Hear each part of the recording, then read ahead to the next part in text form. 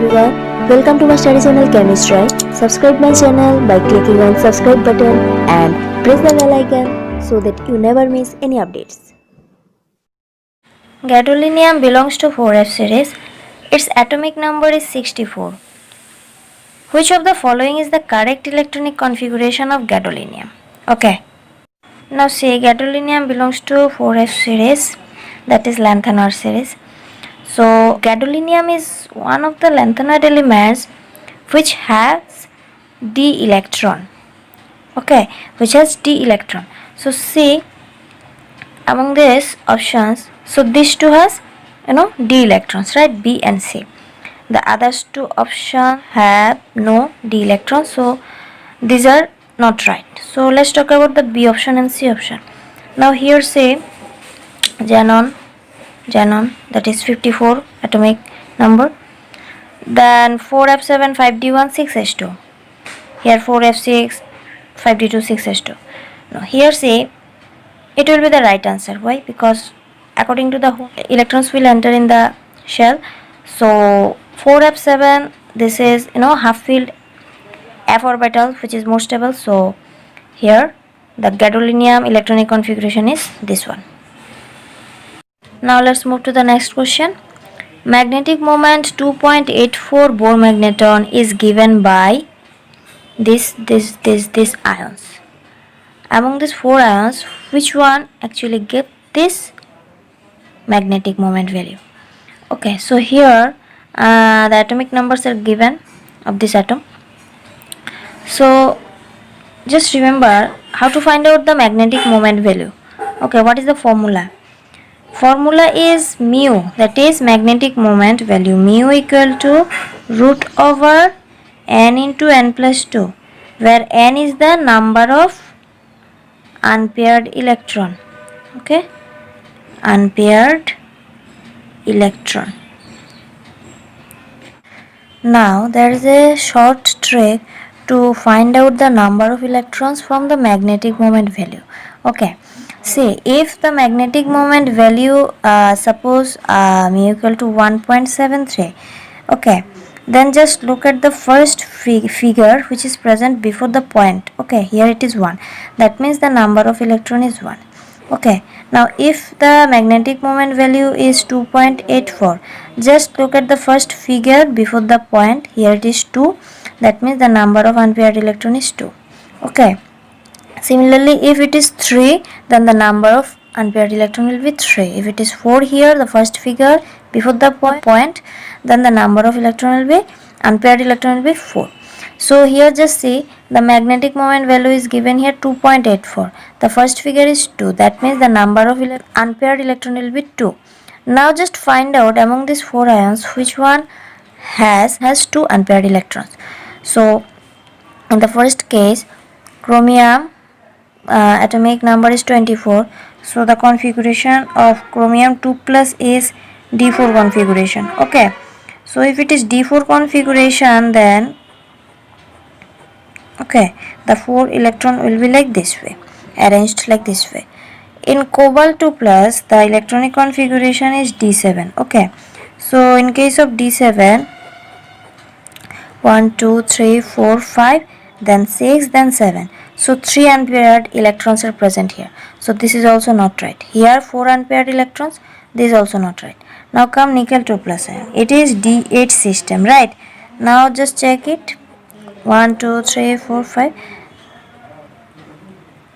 6 7 8. So here 2 unpaired electrons are present. Okay, now let's take this titanium 3 plus. This is D1 system. Okay, so D1 system means only 1 electron present in the first subshell. Okay, so among these 4 ions, D4 only 4 unpaired electron. Here D7 system 3 unpaired electron. This is D8 system where you can see 2 unpaired electron. Okay, and this is D1. So 2 unpaired electron means magnetic moment value 2.84. Okay, so the right option is this one. Assuming complete ionization, same moles of which of the following compounds will require the least amount of acidified KMnO4 for complete oxidation. Okay, so assuming complete ionization, same moles of which of the following compounds will require the least amount of acidified KMnO4 for complete oxidation. So for complete oxidation you need acidified KMnO4. All the four compounds are iron compounds. Okay, so here it is said assuming complete ionization. So just see what happens after ionization of this compound. So here if we break it, then we will get iron 2 plus SO3 2 minus, right? Now see here what we will get from here. Iron 2 plus C2O4 2 minus. Okay, now see from here we will get iron 2 plus 2NO2 minus.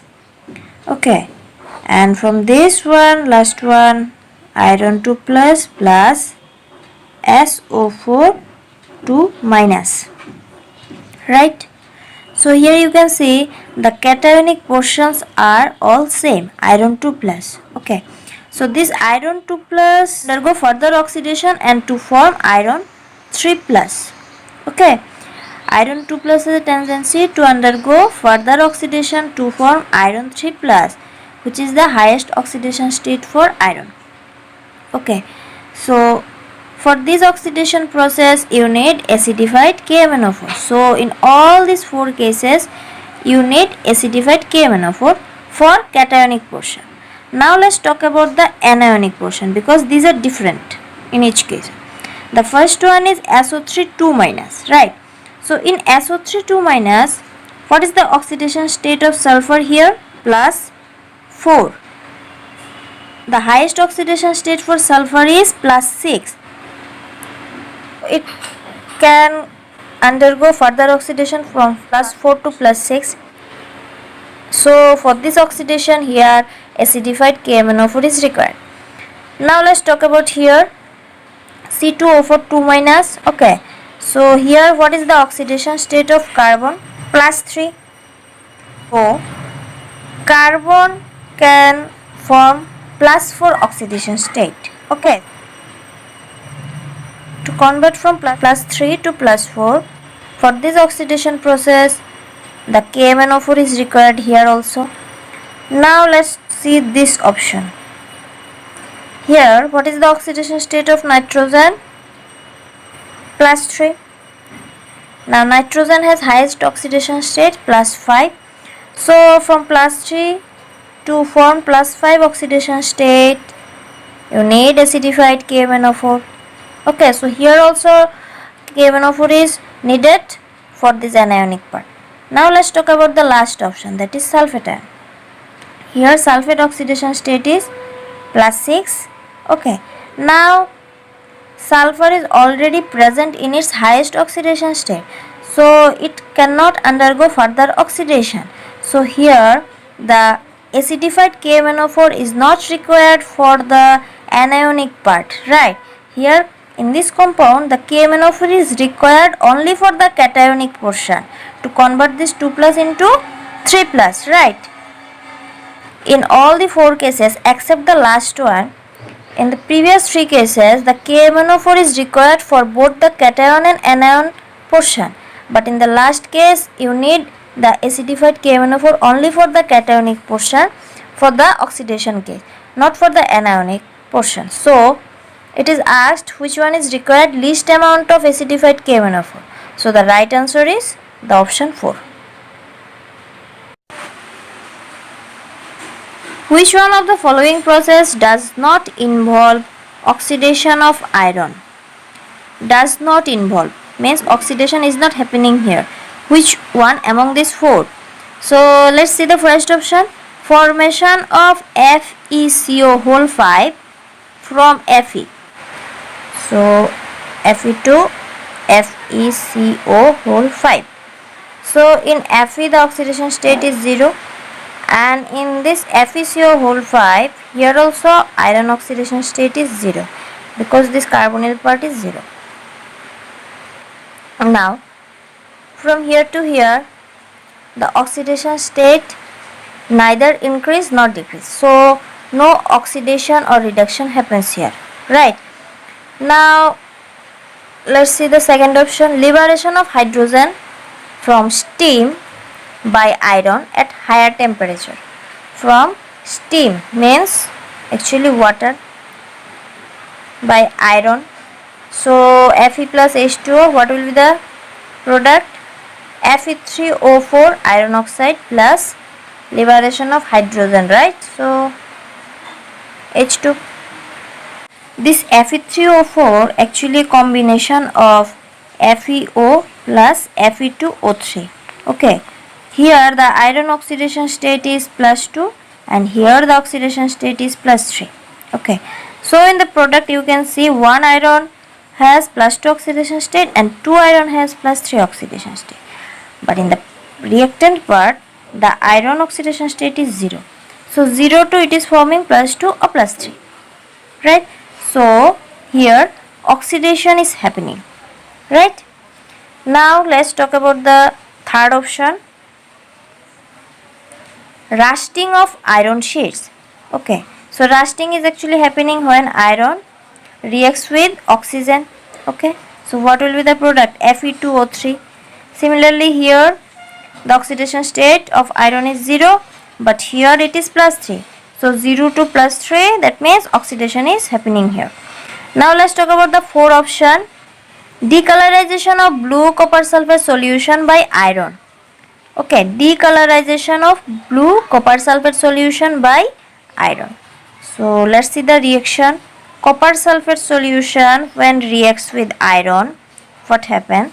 The copper sulfate, the copper part from this solution is replaced by iron and it forms iron sulfate and copper. Okay, so when iron sulfate forms, the color becomes brown.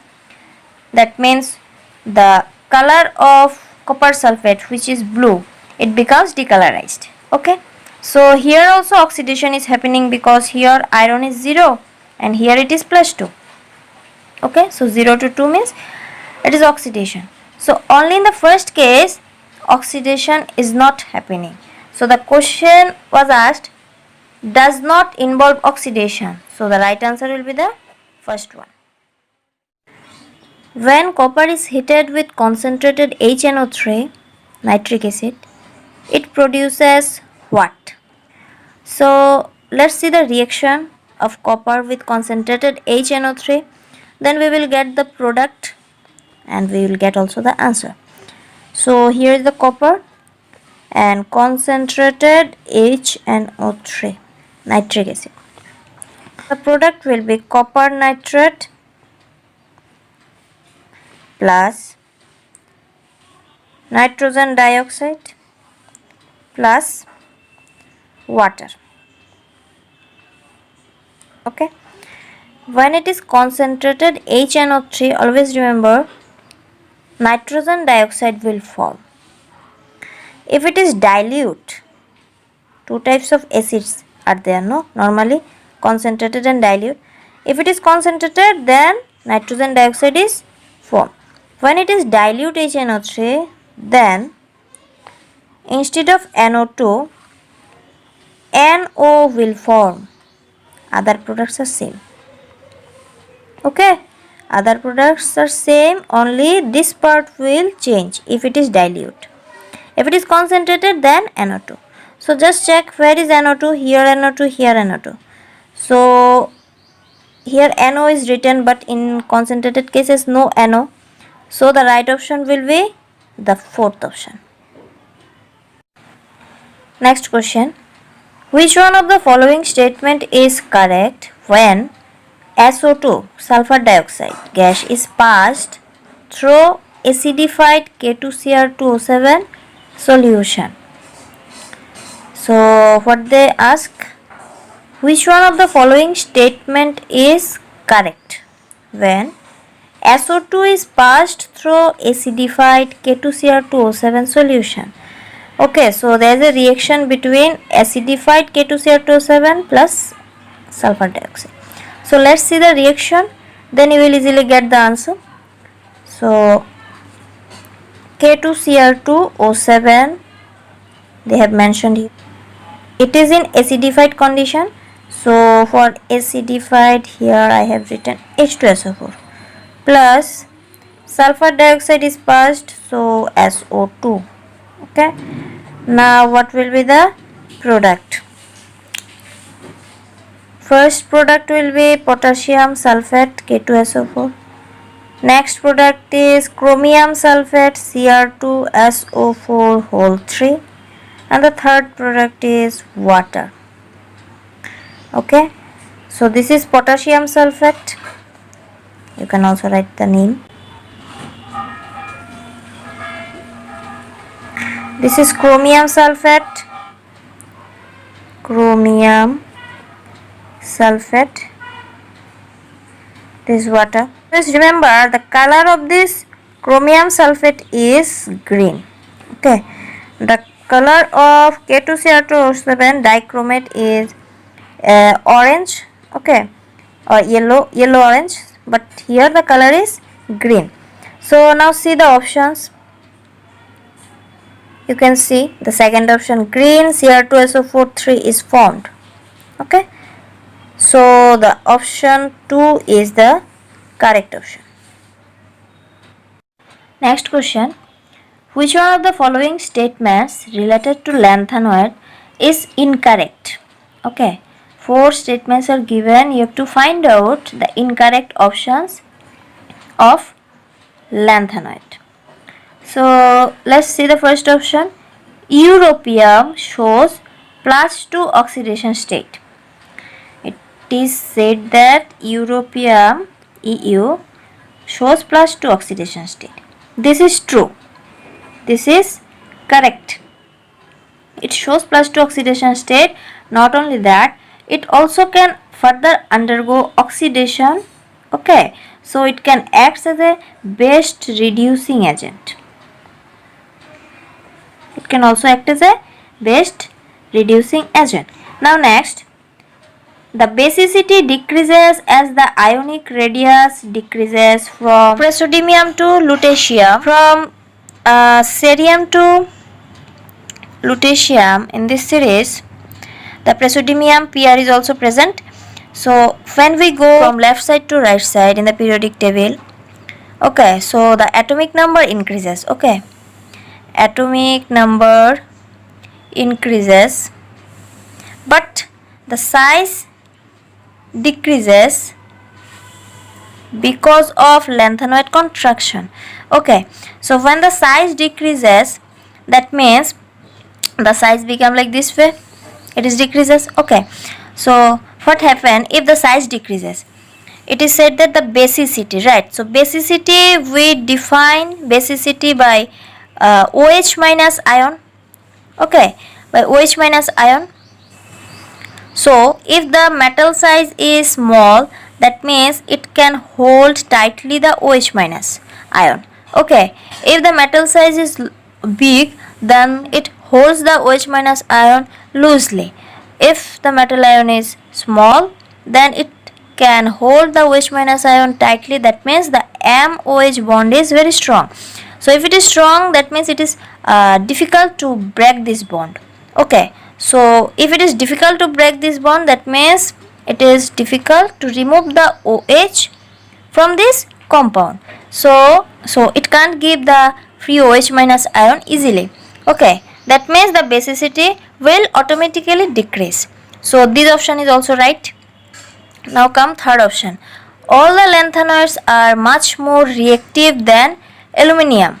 Just remember one thing, the lanthanoid elements have high ionization potential. Okay, high IP value. That means it is less reactive. If it is high IP value, that means it is less reactive.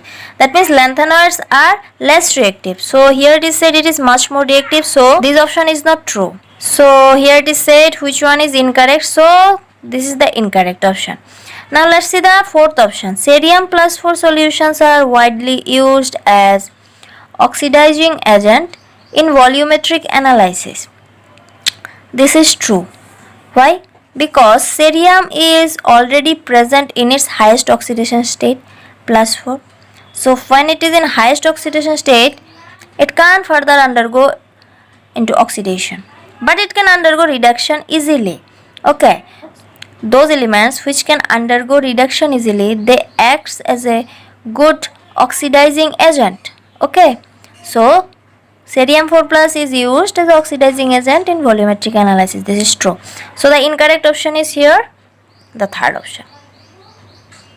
The electronic configuration of europium, gadolinium and terbium are, okay, 4 options are given. Here europium atomic number is 63, gadolinium atomic number is 64 and terbium atomic number is 65. You have to find out the correct electronic configuration of these elements, okay, from these options. Now this europium, gadolinium and terbium, these all are actually lanthanoid elements. Okay, now there is a one point, important point about these lanthanoid elements, and that one is from these lanthanoid elements, that is from lanthanum to lutetium. Okay, from lanthanum to lutetium, 57 to 71. These 15 elements, among these 15 elements, only 4 elements have d1 electrons in their configuration.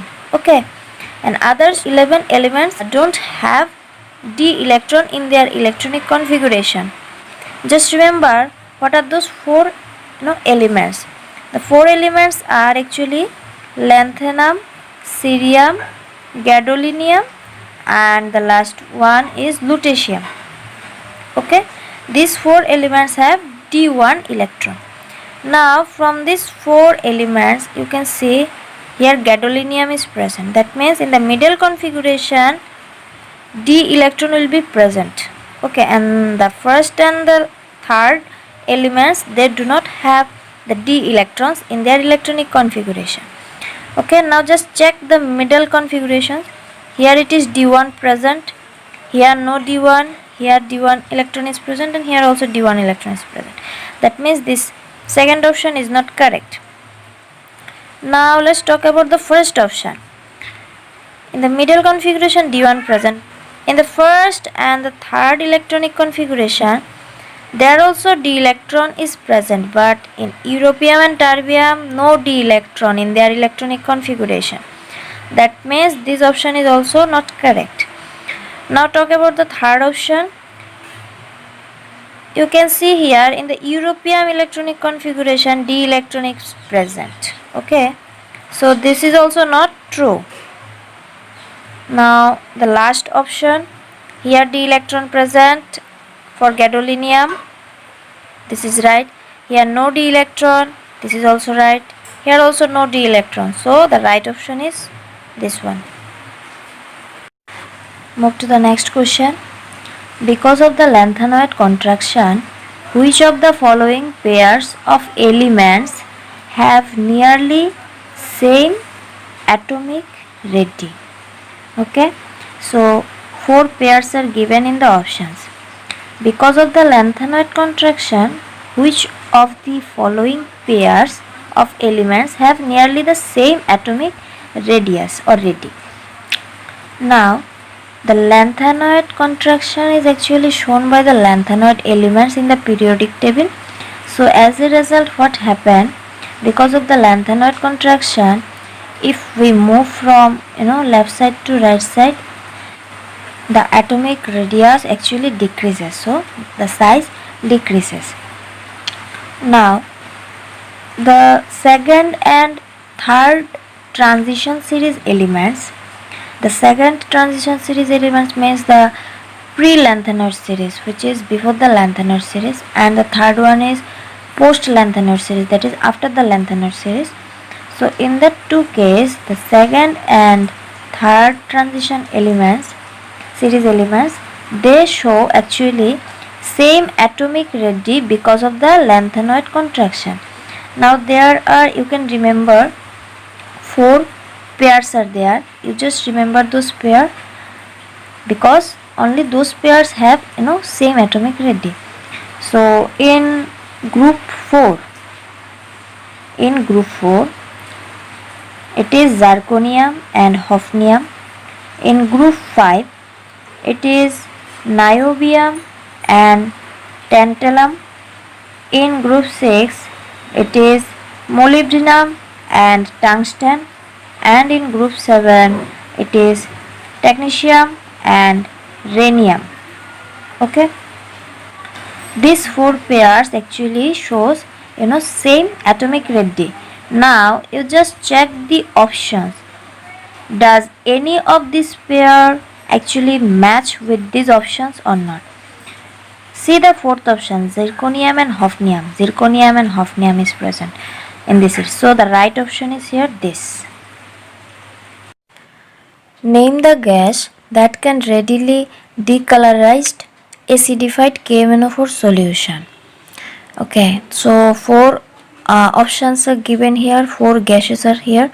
So you have to choose the correct answer which can decolorize the acidified KMnO4 solution. Now say the KMnO4 is actually a strong oxidizing agent. KMnO4 is a strong oxidizing agent. So to decolorize this KMnO4, the color is actually purple. Okay. Now to decolorize this color, as it is strong oxidizing agent, so you need a strong reducing agent. Okay, so you have to find out among these 4 gases which one acts as a strong reducing agent. Now first let's find out the oxidation state of each cases. Now in the first case, SO2, okay, here the oxidation state of sulfur is +4. In NO2, here it is also +4.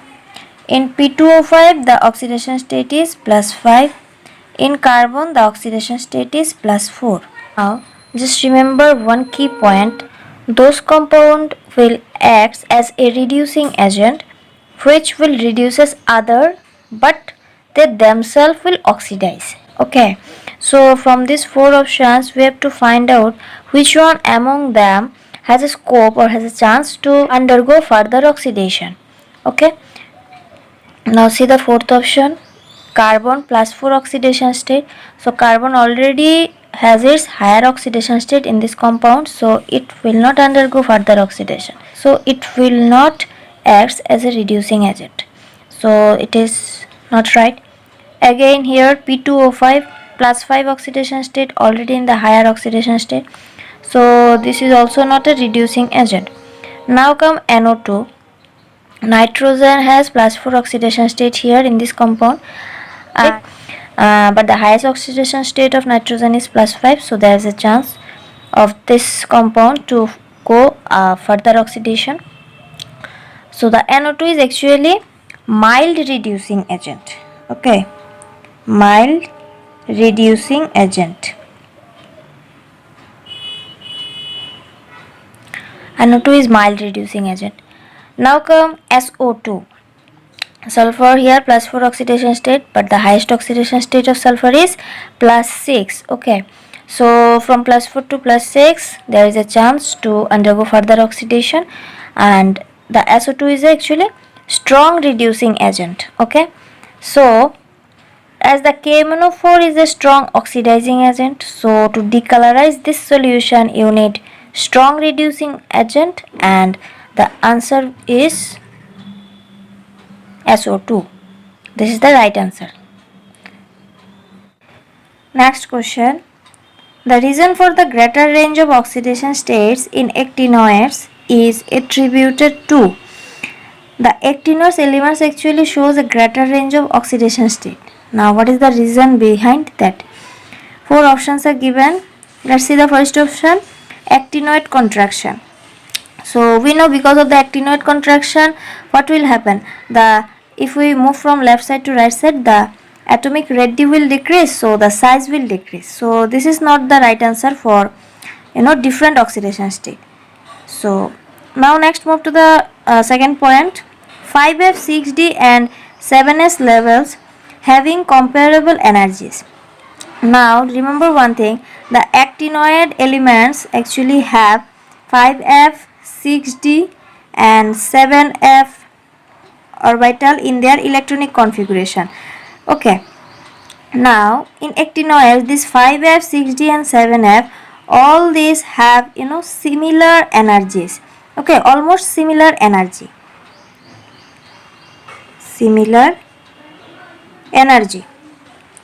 So what happen when the actinoid elements form any kind of bond?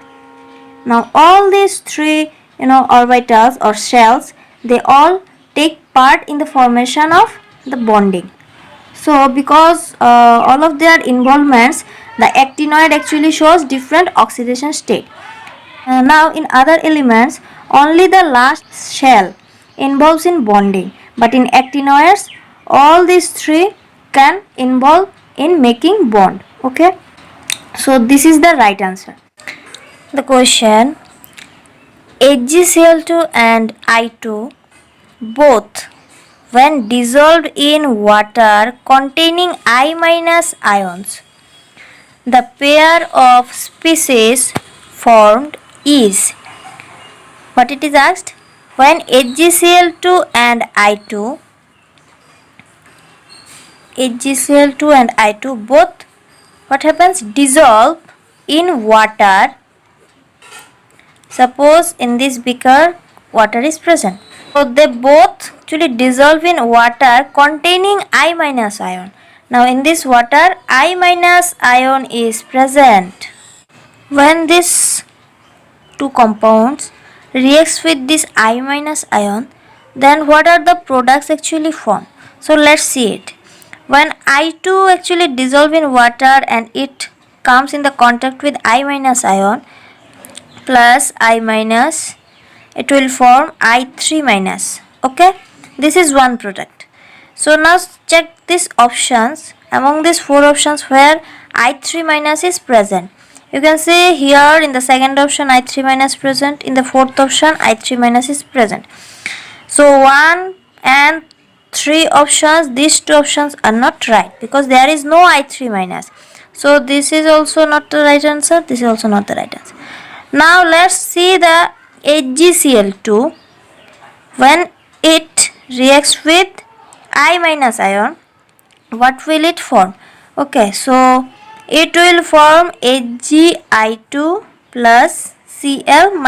Okay, Hgi2 again reacts with I- ion which is present in the water and it forms Hgi4 2-. Okay, tetraiodomercurate ion. Now see the options where Hgi4 is present. Here Hgi4 2- is present. Okay, so the right answer is option 2. Now Hgi4, what is the structure? The structure is Hg and 4I is present like this. Okay, so this is 2-, right? So this is actually Nessler reagent. We have heard about Nessler reagent, Nessler's reagent. Okay, K2HgI4, we have heard about it. Which one of the following ions exhibit DD transition and paramagnetism as well? 4 ions are given here. You have to find out which one will show DD transition and paramagnetism. So for DD transition, you need to have electrons in the d orbital, and paramagnetism, you need to have one unpaired electron at least in your orbitals. Okay, let's see the oxidation state of the metals present in these ions. So the first one, CrO4 2-. Here chromium oxidation state is +6. Okay, chromium is present as +6. So normally chromium has atomic number 24. So what is the electronic configuration? Argon 18, then 6, 4s2, 3d4. Okay, Now if it is Cr plus 6, then what will be the electronic configuration? The 6 electron from the outermost shell will go, then you left only d0 shell. Okay, no electron in the d orbital. Now remember one thing, the elements which have d0 configuration or d10 configuration, they will not show the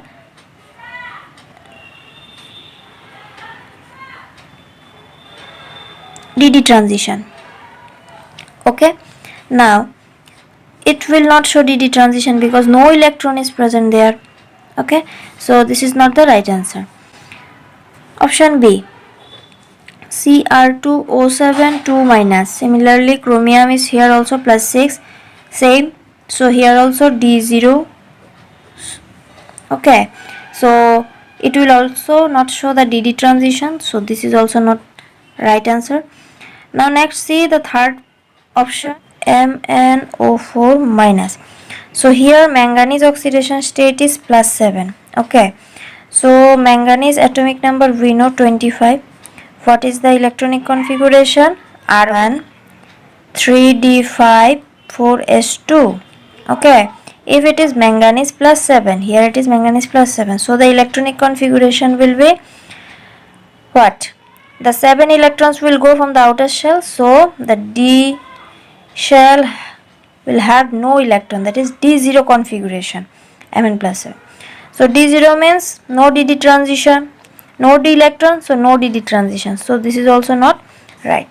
Left MnO4 2 minus, this ion. So just check it, MnO4 2 minus. Here the manganese oxidation state is plus 6. If it is plus 6, then what will be the electronic configuration? Plus 6 means 6 electron will go from the outer shell.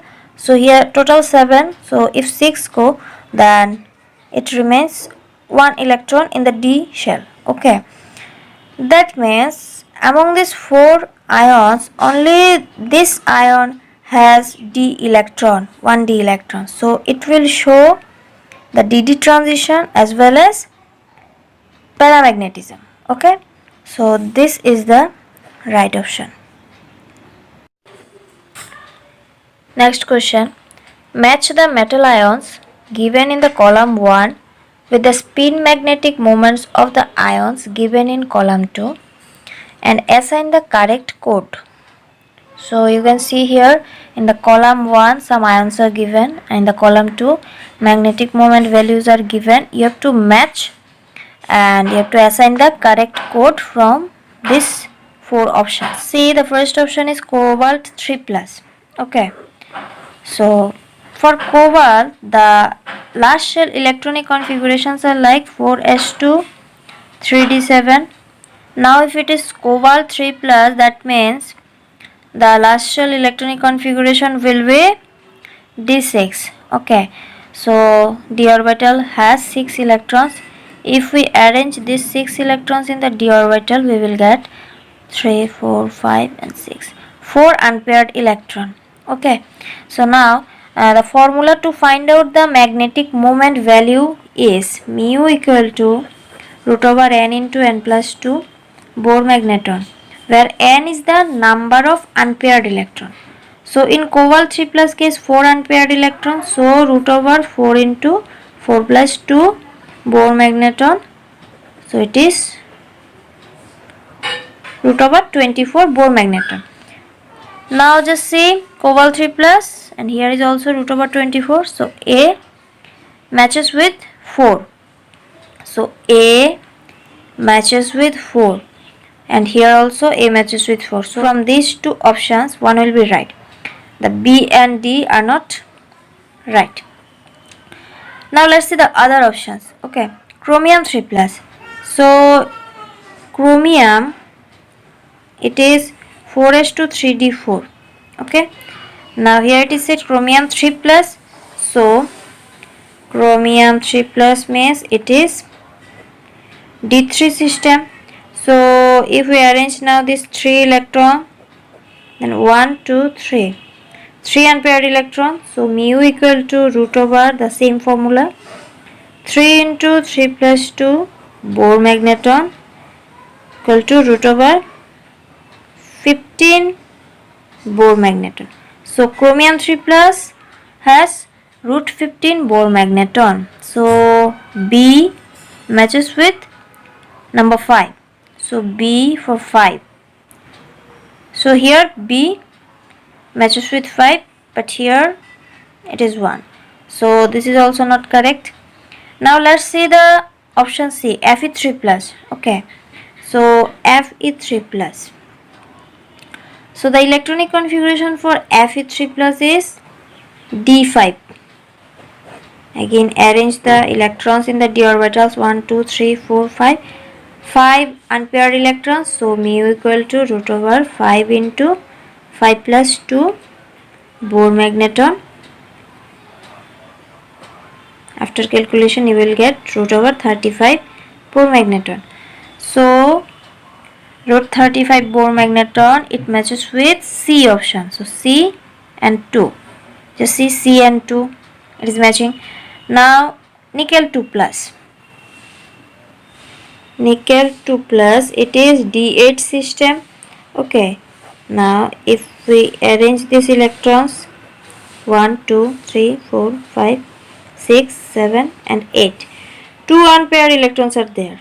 Okay, so according to the formula mu equal to root over 2 into 2 plus 2 root 8 Bohr magneton. So in the options nickel 2 plus, D option matches with number 1. So D1. So the right option is this. The manganate and permanganate ions are tetrahedral due to options are given. So you have to select the right option. The manganate and permanganate ions. So first let's see the structure of manganate and permanganate ion.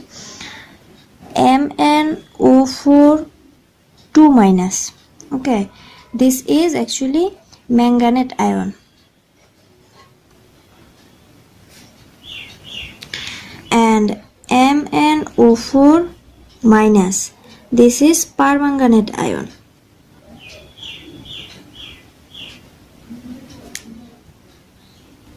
Okay, now what is the structure? Manganate ion structure, manganese 4 oxygen, right?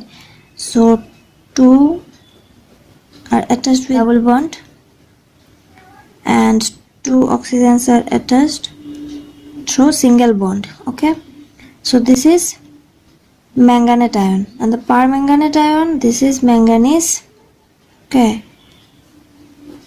oxygen, oxygen, oxygen and O minus. Now the oxygen atomic number we know 8, so it is 1s2, 2s2, 2p4, right? And in case of manganese it is 25, so it will be argon, then 3d5 and 4s2. Okay, so you can see in oxygen there is vacant position is left in the p orbital, and in the manganese in the d orbital vacant positions are left. Okay, so double bond is present between manganese and oxygen, so pi bond is also present here. Okay, so that pi bond is forming by the overlap of vacant p orbital of oxygen and vacant d orbital of manganese.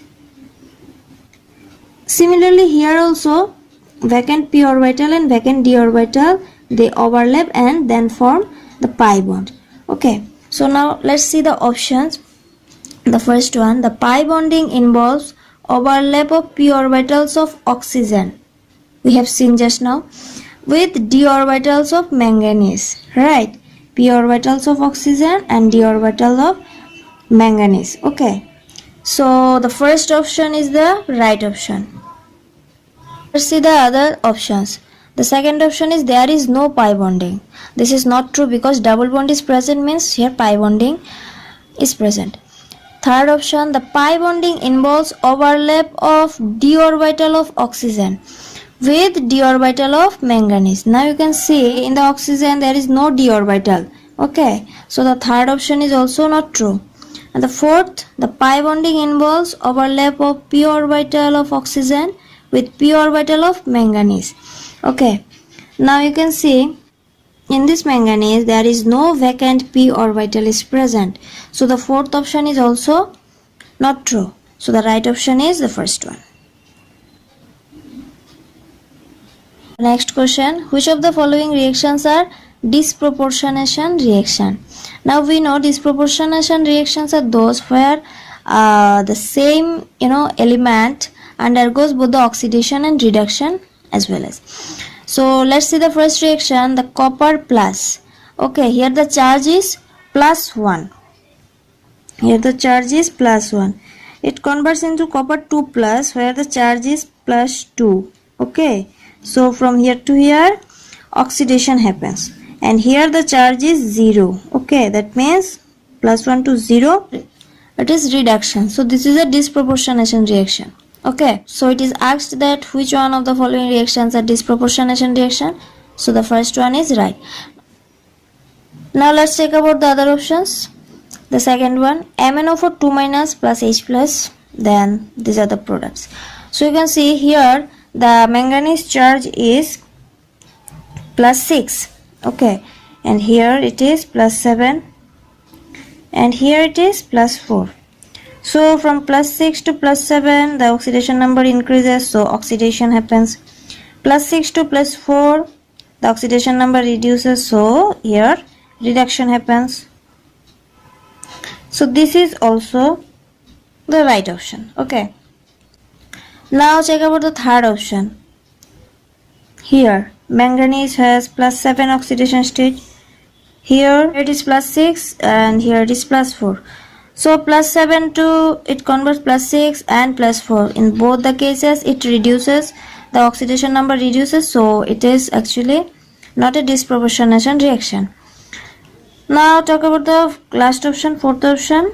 Here it is plus 7, then here it is plus 4.